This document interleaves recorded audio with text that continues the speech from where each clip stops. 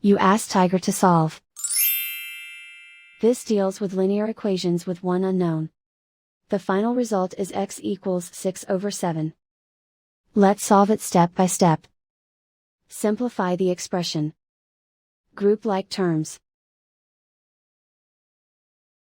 Simplify the arithmetic. Group all constants on the right side of the equation.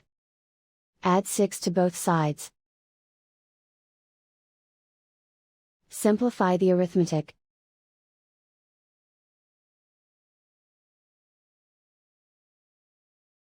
Isolate the x. Divide both sides by 7.